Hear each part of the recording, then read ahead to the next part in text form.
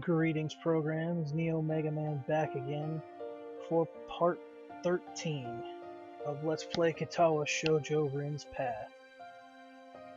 Okay, back to the story. After a night of bad sleep, I go through the day on mostly automatic. Yeah, Hisao had a bad day on the last episode.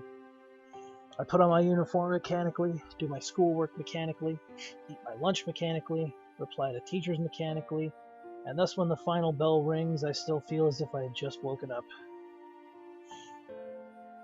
My mind feels blank and overcrowded at the same time, and I can't even begin to unravel the tangle of feelings I've gotten myself into. I spend the bus trip downtown staring out of the window, thinking about these things. As a result, by the time I climb the stairs to the atelier 4 floors above Sae's gallery, I'm feeling completely exhausted. Expecting awkwardness, I quietly knock on the door before entering. I spot Rin at the center of the small clear area of the room working on a painting. She doesn't acknowledge my arrival in any way. Hi, I came, as promised. Rin snaps her head to my direction immediately. Was she waiting for me to say something? And locks that cold green gaze of hers on me. Although I'm sure my own face can't hide my feelings, Rin's expression is about as expectant and neutral as always. The clouded, slightly absent-minded darkness in her eyes is like a wall standing between me and her. It was the first awkward silence between us that is truly awkward.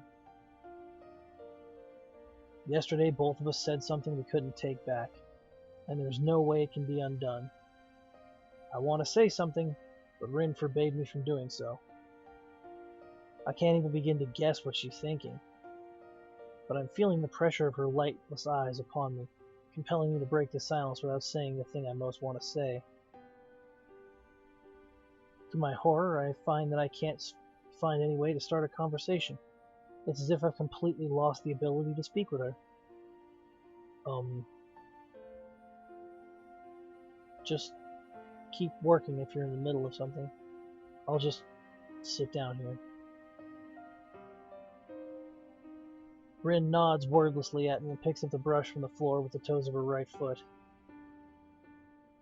I sink into a worn-out sofa, picking up a book from my bag and opening it to where I stopped last night. I can't really concentrate on it, but it's better than doing nothing. The two of us are so close to each other, together alone in the same room, even. And yet we're both off doing our own things if we were miles apart. I can't help but wonder about this unnatural situation. Why did I come here? Because she asked me to do so yesterday, of course. However, it looks like there's absolutely no need for me to actually be here. It makes me feel awkward at first, but as I recall the previous silences I've quietly passed with Rin, I settle down and try to tune into that same comfortable mood I was in back then. Time stretches, then slows down. The pages of my book rustle each time I turn them. After maybe half an hour, or 1 hour at most, Rin breaks the silence to my complete surprise. Hisao? Yeah? Are you my friend? It's an echo of yesterday, I know it. So even Rin couldn't just push it aside from her mind. Caught off guard, I answer honestly. Yeah, of course I am. Don't worry about stuff like that, come on. Okay. She doesn't say anything further. I feel happy somehow. Several chapters later, I mark my spot, close the book, and put it away in my bag. Getting up from the sofa, I can see that Rin's made considerable progress on her painting.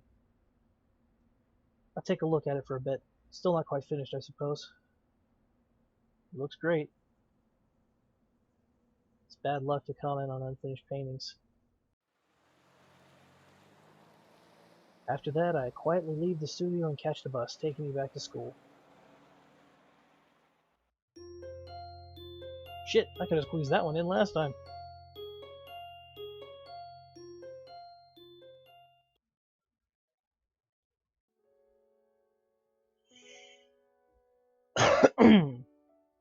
Life settles into some sort of vague, undefined norm. I visit Rin whenever I can, but each time is as strange as the first. They consist mainly of me watching Rin at work, or just reading a book on the couch while she works. We barely talk at all. Long, quiet evenings stretch over the last weeks of June. I sit on the couch in the atelier, listening to the quiet rustle of Rin's brush and my own heartbeat, trying to make sense of the former and forget about the latter. I'm a silent visitor in this place, a ghost. At some point I start thinking that my presence is meaningful to Rin somehow, but never end up asking her about it. I don't bring up the forbidden topic anymore either. I try to stop thinking about it altogether. It's hard to do so and doesn't get any easier with the passage of time. My heart aches every time I look at the awkward figure of the girl I decided I liked, yet who refuses to acknowledge it. I still can't seem to find the right words to talk to her about anything at all, but I find quiet solace in observing her from nearby. The distance between us doesn't feel all that huge when I can be close to her, even if it's like this. Rin works like a demon. There's barely a moment when she's without a brush between her toes or walking in circles around her current work in progress, estimating it from every angle and distance. She seems to be completely taken over by her will to work, to change herself into the sort of artist she believes would be worthy of the trust Nomi and Sae have placed in her. Piles of sketches, works in progress, tubes of oil paint, and brushes slowly begin to crowd the small atelier, making it even messier than it was before Rin acquired the right to use it. I offer to help her clean up every now and then, but each time she refuses. It dawns on me that in her mind the room is not utter chaos. Rather, her system of keeping track of everything is so elaborate that only Rin herself can make sense of it. She knows exactly where everything is, from the tiniest brush to that half-empty tube of crimson that's the perfect shade for some picture in progress. Rin walks from one painting to another, looking at them as if not remembering that she made them. She talks to herself, or to the paintings, even when I'm present, always just quietly enough that I can't make out the words. Every day, Rin pours herself onto the canvas for hours on end, squeezing every bit of her ability, and even her soul, to make good on that promise she made to me, or herself. Black marks appear beneath her eyes, a sure sign that she's skipping sleep in favor of painting. I'm somewhat surprised to see her at school a few times. I never go and say hello, though, as I somehow feel it would break the silent magic of the evenings we share at the atelier. Sometimes Sae comes by when I'm there. She gives me a certain kind of look when she shows up. I think she doesn't like that I'm always hanging out with Rin up here, but she never says a word about it. She isn't quite as full of praise for Rin's work as Nomia, but is visibly impressed nevertheless. However, when she turns her eyes from the wonderful works of art to look upon the little red-headed girl that made them, a sudden deep sadness floats onto the surface of her expression. I can't explain it, and she never talks about it.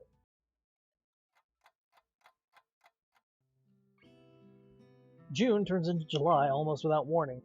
End-of-term exams loom dangerously close, but all I can think of is Rin. I feel like a sleepwalker at school, only looking forward to the next time I get to visit that silent place above Sae's gallery. After Rin refuses my attempts at directly helping her with her work, I try to figure out other ways to help her. Finally dawns on me that she isn't eating properly. My course of action decided, I stop at the convenience store before going to catch the bus downtown on my next visit to the studio. I feel very energetic as I open the door of the atelier and greet Rin. I brought you some fruit. You need vitamins and actual food, after all. Do you even eat up here? I do eat. If I didn't eat, I couldn't paint. Then why don't you eat a couple of these? I shake the bag full of ripe oranges in my hand in a ploy to tempt her into taking a break. To my surprise, she actually lays her brush down and walks over to me to see what I bought. Her expression doesn't change at all when she looks into the bag. I can't eat oranges, Hisao. It does not work very well with feet. That's alright, I'll do it. Of course I knew that. She told me herself, after all. I extract the tiny fruit knife I have with me and select one of the round fruits. After making the initial cut, I begin to peel it with my fingers. The strong scent of cut orange rind immediately fills the air as thousands of tiny droplets of oil burst from the skin. I remove the first section of the hard peel and shoot a glance at Rin. So how's the work going? I don't know. It's like I'm in the center of some huge mountain of jelly and have to dig my way out. Must be stressful. I think it might be. Even though it's just painting, all this, everything feels really strange. I wonder if Rin is the kind of person who likes to carefully remove all the white fibrous stuff from oranges before eating them, or the more careless type who just eats them as they come. Maybe neither. I'm the former type, so I meticulously clean the orange slices one by one while Rin watches the process with mild curiosity. I realize I don't have the faintest idea about her likes or dislikes, or any of the other little details that make up the concept of a person for those around them.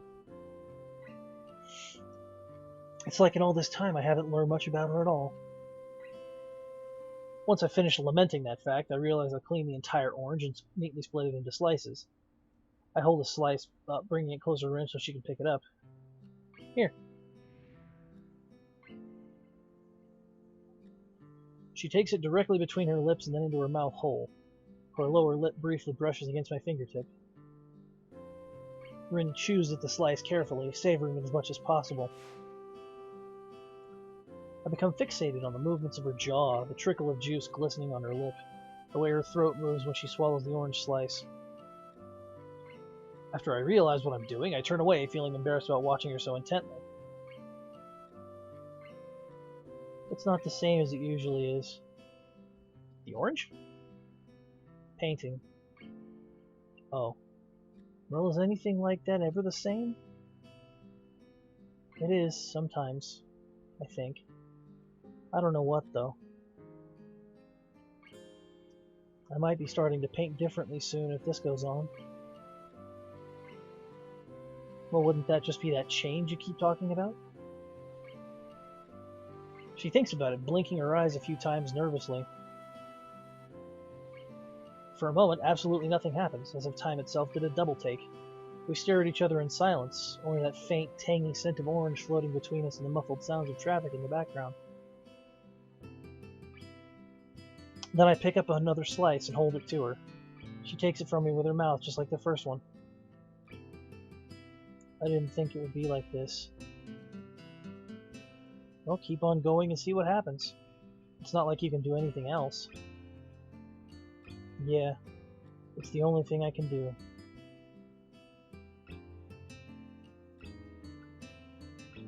After that, she says nothing more. In the ensuing silence, I feed Rin the rest of the orange one slice at a time. Then I peel another for her, which she eats as well. The third I eat myself, and the rest are left in their plastic bag, which I put on the small desk next to the couch. She stands up and returns to her painting with a strange look in her eyes that I haven't seen before. Like most of her expressions, it's completely unreadable. Even if I ask, she wouldn't explain what it means.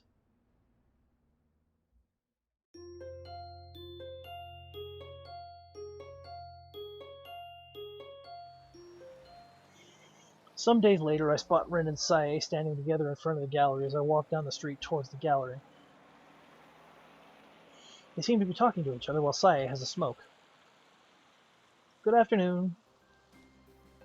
I say this even though it's not really afternoon anymore. I came a bit later than usual since I got caught up doing homework. It's gonna be dark soon. Hello there, Hisao. Come to visit the little kitten again? Rin makes a face at the nickname. I guess she doesn't like it. Ironically, the way she wrinkles her nose like that really does make her look a little bit like a cat.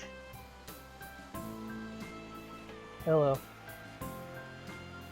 Sae turns back to Rin to continue the conversation they were having.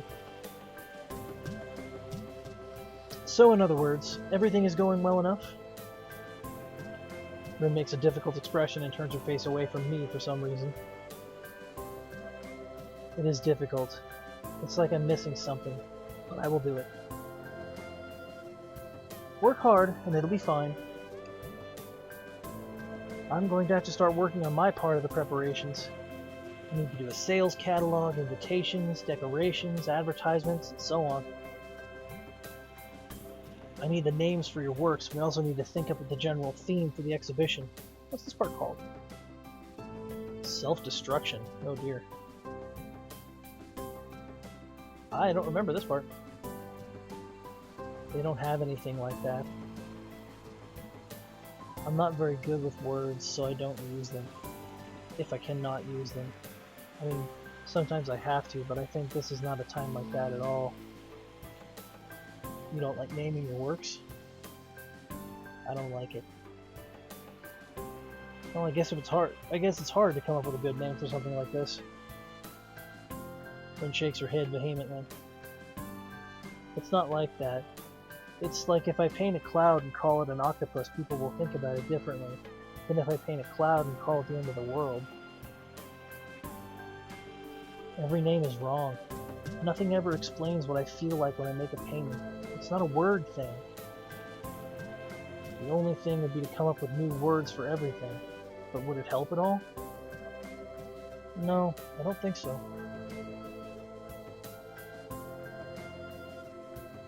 Then the paintings would just go with unnamed number 1 and so on. It's a bit inconvenient, but that's no good. Unnamed means that you just didn't come up with a good name. And unnamed is a name, like that Greek guy with the sheep and all. Sae thinks about this for a while, furrowing her brow as she keeps looking at Rin's serious face. So you're saying your artwork should be completely without labels? I think that's what I'm saying. Sae lets out a dry laugh, the kind old ladies who smoke too much always seem to end up with. Let's hope your art will never end up in a museum. The curators would explode.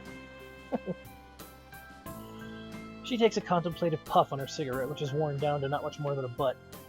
She then drops it into an ashtray affixed to the wall next to the door. Then again, it could work. What do you mean?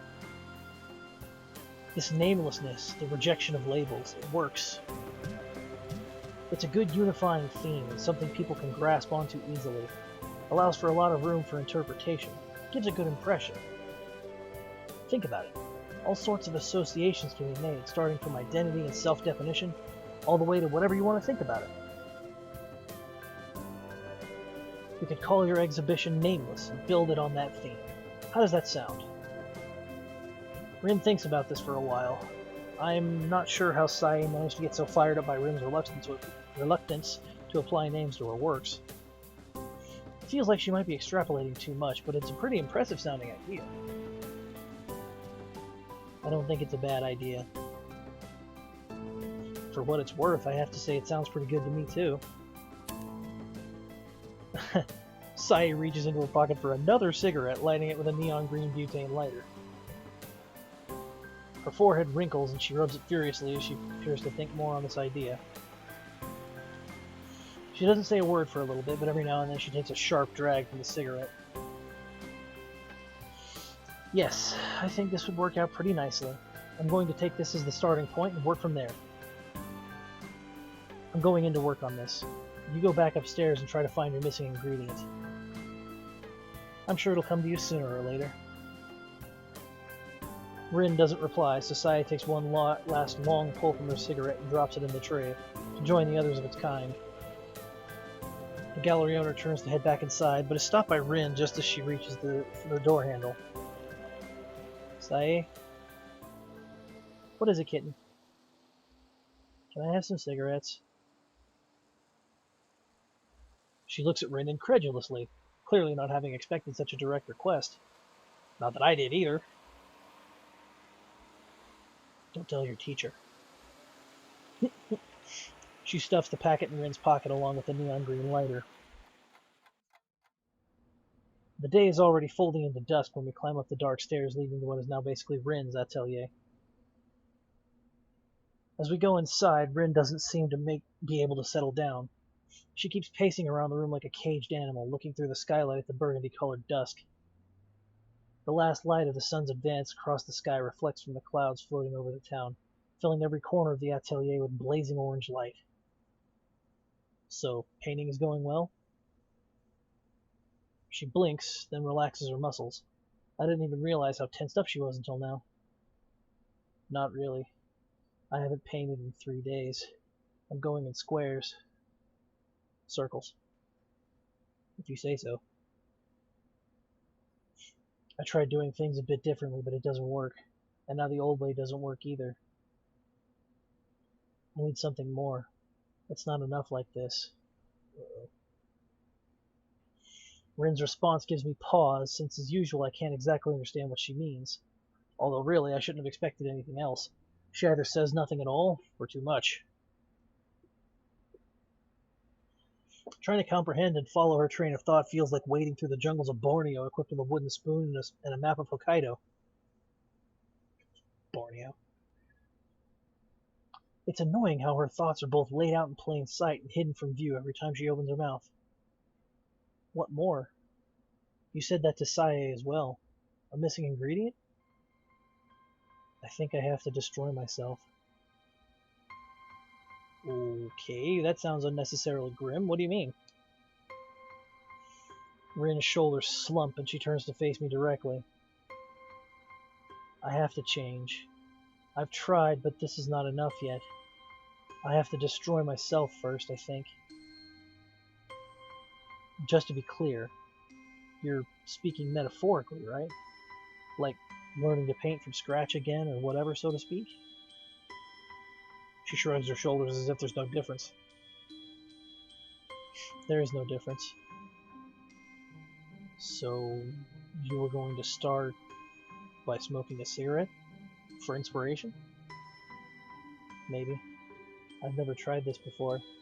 Have you? No, can't say that I have. And neither should you, you idiot. Still, I'm not really sure if having a smoke is the best starting point. She responds to my words with another nonchalant shrug. I open the cigarette pack and look inside. It's almost full. Smoking is bad for you. But that's the idea here, I guess? Yes. I need to do something. I want to paint. I need something more. So, okay, fine. What's after smoking a cigarette then? How do you intend to destroy yourself? Rin thinks for a split second, diverting her gaze like she does when she doesn't want to get distracted. I don't know yet. I'll decide later. Rin bends down to pick a cigarette out from the end. She raises her head with one between her lips and turns to me, eyebrows curved into two arcs, challenging me to respond. With a sigh of hesitation, I pick up the lighter and raise it to meet the cigarette. I can feel Rin's warm breath against my quivering hand. The flame flickers to life on the third strike of the flint, and I try to aim the dancing fire at the end of the cigarette. An amber-colored glow spreads into the wrapping paper and tobacco as Rin inhales the first smoke. It seems to relax her significantly. To my surprise, she doesn't cough, despite telling me that she's a first-timer.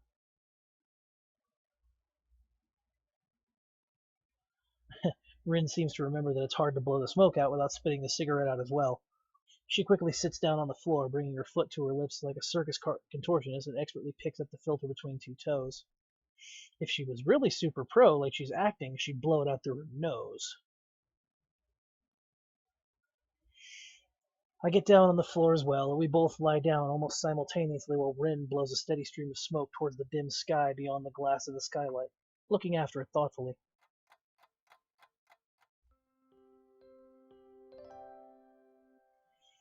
The thin haze of steely blue smoke slithers towards the ceiling in fish-like movements.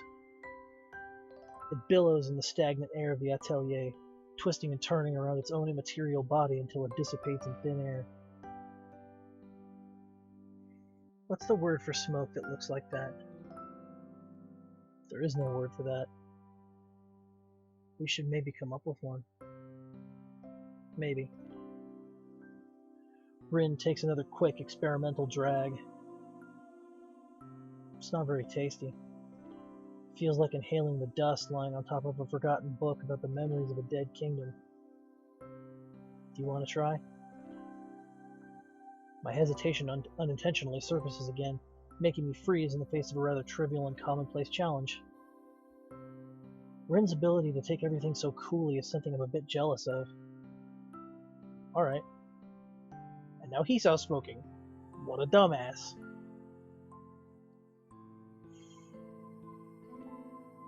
Taking it from her, I have a drag on it, fighting against the sudden choking feeling in my lungs as they fill with smoke. To my embarrassment, I fail, wheezing and hacking my lungs out. I feel flustered, but maybe I haven't lost too much faith in Rin's eyes.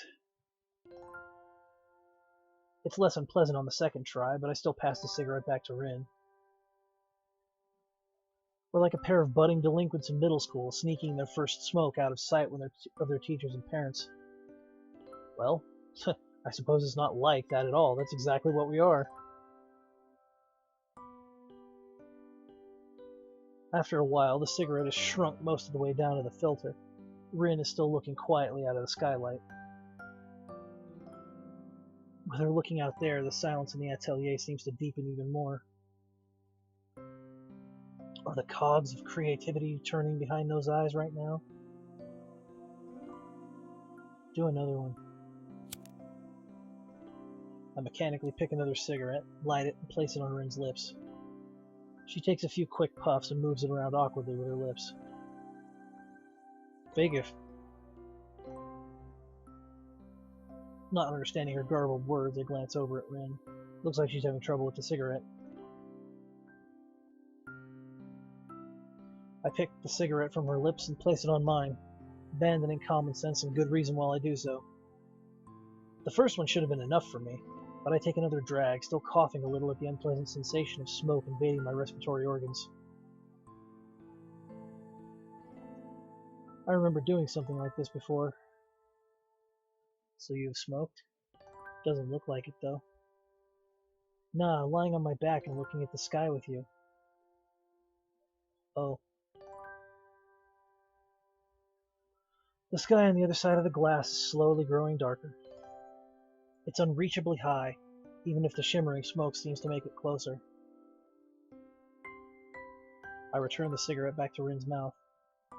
It feels bad somehow. The space between us, less than an arm's reach, is still there. It's the distance between us, the immeasurably wide chasm of thoughts and feelings that separates us with graver certainty than even light years of physical distance could. By saying the right words, there might be a way to make that chasm narrower, even if it's just a little. I tried to cross that gap with one big step, but Rin turned me back. I glance at her out the corner of my eye. Rin is staring upward through the smoke-filled ceiling and the skylight at the darkening sky above us. It's almost like she's sleeping, even though I know she isn't. Her eyes are open, as is her mouth. I take the cigarette from Rin before it falls on her cheek. She doesn't react to my touch in any way. So this is where we are now. I wonder if we can ever be closer than this. I take a drag off the cigarette and blow a thin stream of smoke upwards. These indirect kisses are the only thing that connect us right now. The taste of Rin's lips on the filter mixed with the ashen taste of the smoke. Her soft lips against my fingers as I press the cigarette on her mouth, as if she was placing kisses on them. The ash softly falling on the floor between us like snow. As the second cigarette is being finished off, I'm already lighting the third one. The only thing breaking the stillness of the atelier is the inaudible sound of smoke floating towards the first stars blinking overhead. Light nausea hits me by the fourth or fifth cigarette. Yeah, well, serves you right, you dumb shit. Before long, the shape of the waxing moon appears in the skylight, shedding her wan light down upon us. It'll be full moon in a few days. It'd be nice to be able to fly. I flinch after realizing it was my own voice that gave birth to the remark, the bastard child of an almost inebriating smoke and tiredness. You can't. You can? Sometimes I feel like it. Like I can do anything. I wish I felt like that too sometimes. I wonder if she hears the bitterness seeping into my words. The vicious cycle of unrequited feelings is poisoning me even now. I try to push the grim thoughts aside. My efforts meet with little success as my mind keeps swirling around what ifs and if onlys. Watching the moon slowly creeping higher, I realize that a long time has passed since I came here. It sobers me somewhat, but also reminds me of the sad status quo we're in now. It's late. I'd better get going back to school. I stand up to leave, but Rin doesn't show any sign of rising up from the floor. She lies inanimate, as if though all life had been sapped from her. Little wisps of smoke float about her, memories of the cigarette we shared. I grasp her by her short and thin arm and try to pull her up. To my surprise, she complies and stands up with some help from me. I notice how little Rin weighs, as if she were made of feathers. Are you going to stay here overnight? I have to. I haven't painted much in 3 days. I have to find out how I can start painting. Maybe the smoke helps. Just take a break? That's no good. I have to do it. If I can't paint anymore, I'll be destroyed for real. Maybe you're just burned out. You've been working pretty hard. That would be bad. I wonder if this is it for me.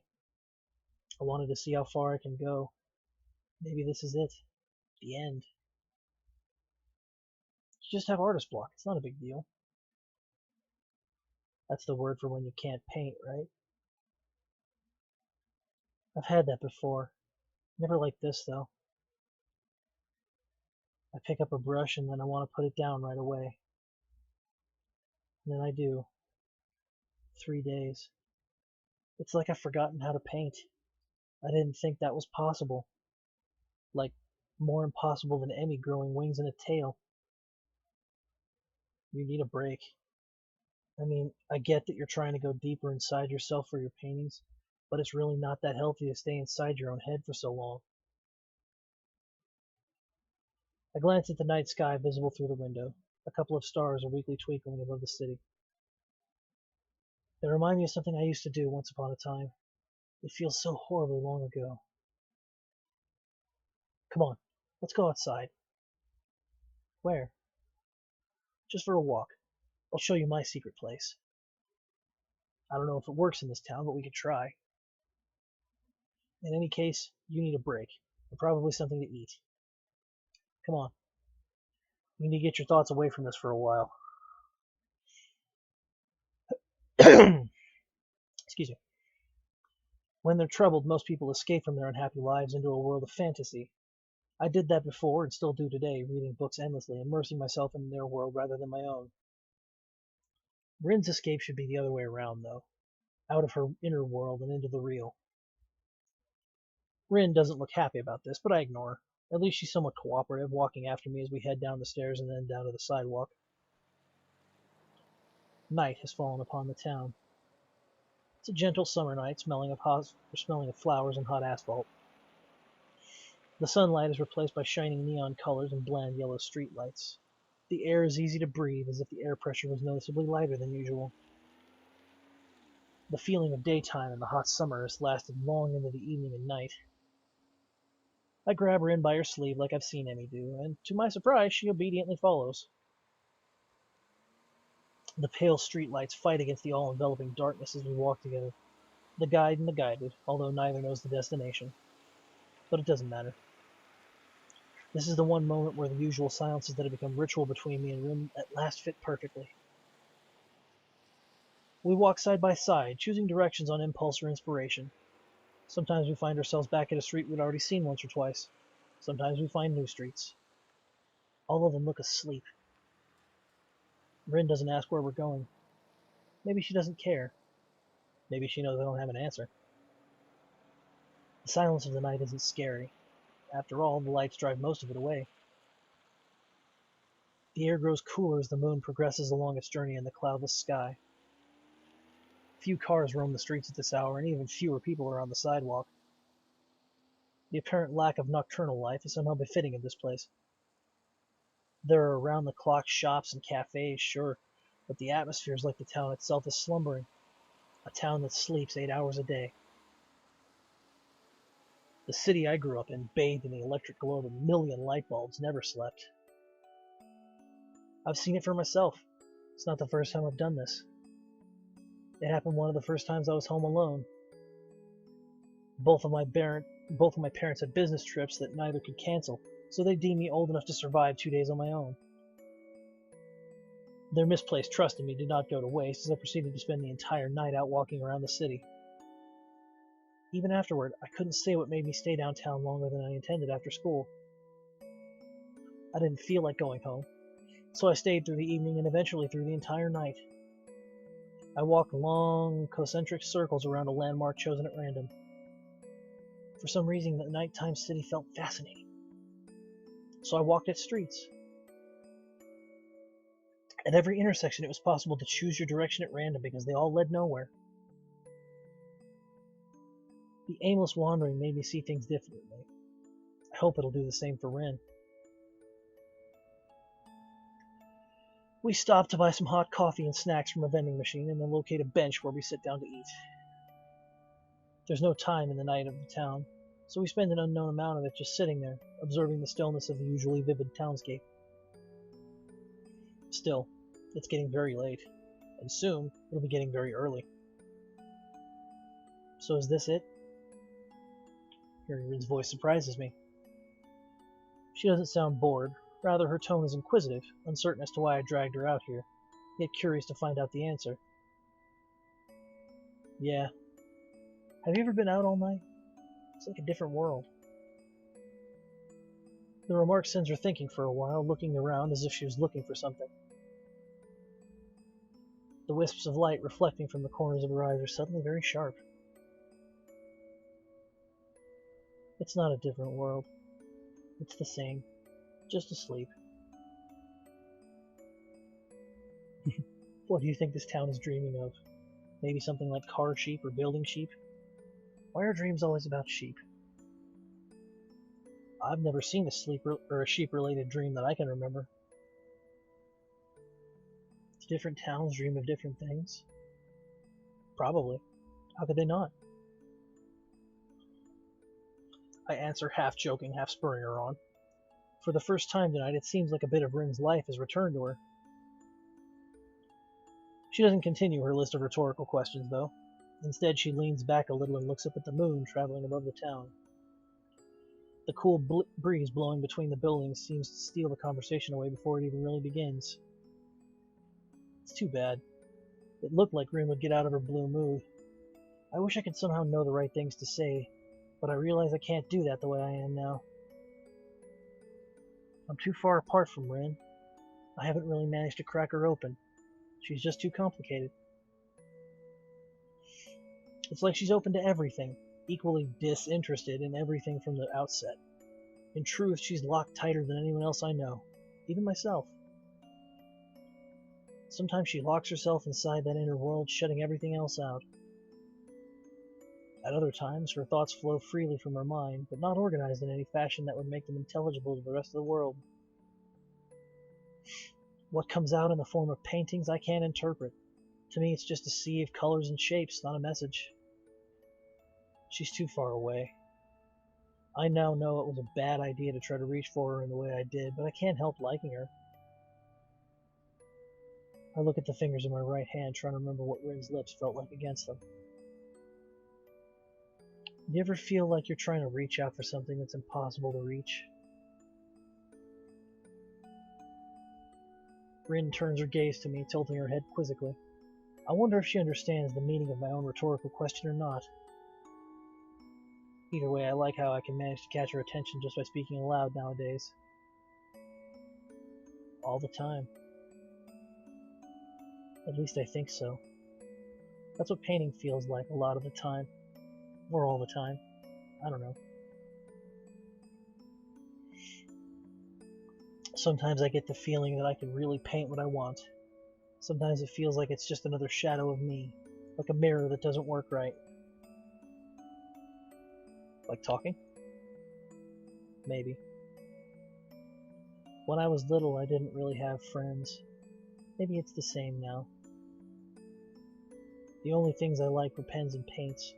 They were the only things that understood me. Now it feels like that's going away too. Change really is a scary thing. I wish I could understand you.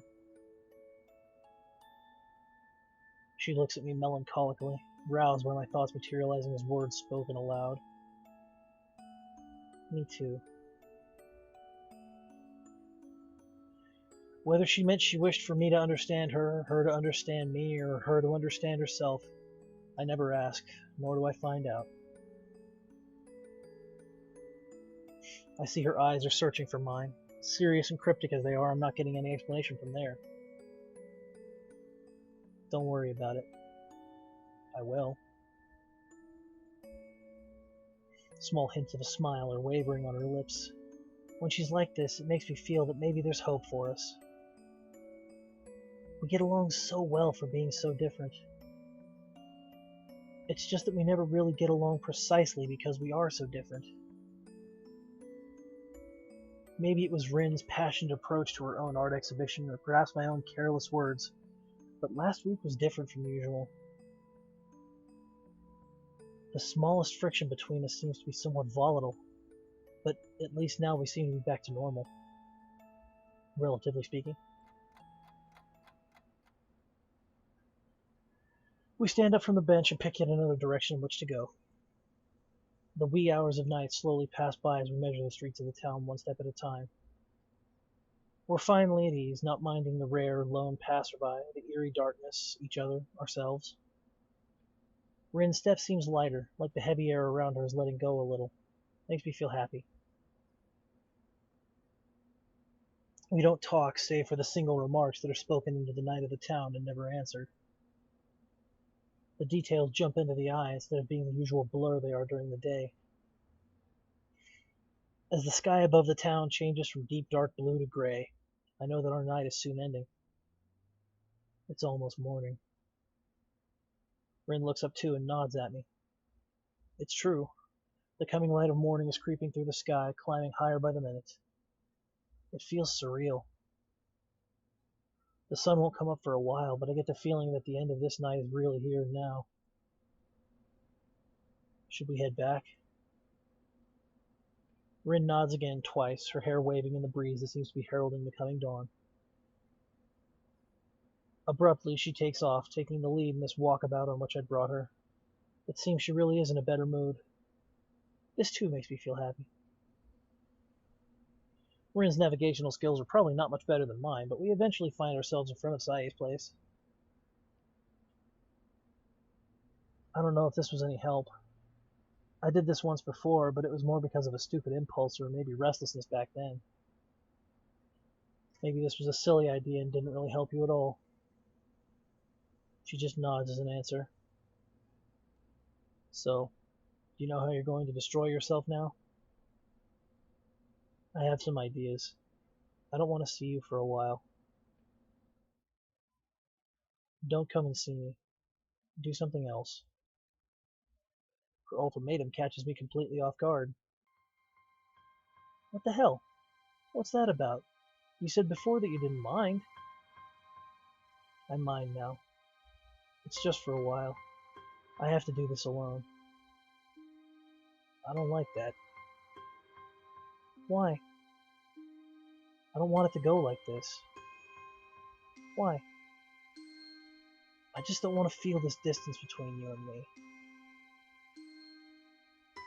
She tilts her head like a bird, her eyes narrowing a little as she thinks. Then you can touch me. What? You can touch me if you want. You'd feel better, right? I don't know. Try. Or do you want me to touch you? No boobs are left here. Other than that, you can decide. Fine. I raise my hand hesitantly, even though I don't know why I'm actually doing this. Her eyes tell me she's not going to explain. 1,000 thoughts race through my head as I slowly bring my hand closer to Rin's face and press 3 fingers against her pale cheek. Rin feels soft and cold. She closes her eyes on contact and visibly relaxes. I can feel her soft breathing, her muscles releasing tension as my fingertips caress her cheek. She doesn't rest her head against my palm or anything else you'd expect a girl to do in this sort of situation. In fact, she hasn't reacted at all, save for those now shut eyes. Once I withdraw my hand, she opens them again. It might just be an illusion created by the timid morning sunlight playing with my eyes, but Rin looks like she's holding back a smile. This is the problem with our relationship. Half the time I have no idea what's going on, and the other half I just fail to understand why things are going on like they are. As usual, I'm not going to get an explanation. Rin takes a step towards the door. See you later. Then she disappears from my reach for an undefined period of time.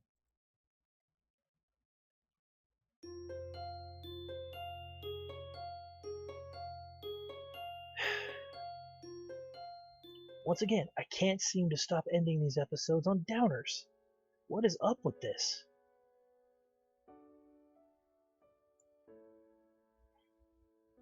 Boundless current scene. Okay, well, on Boundless there, I guess I'm going to have to end this off.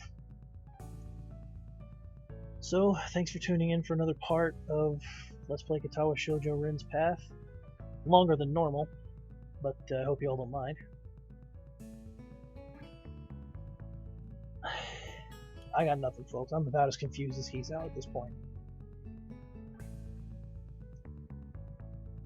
So, I'm your host, NeoMegaMan, signing off. End of line.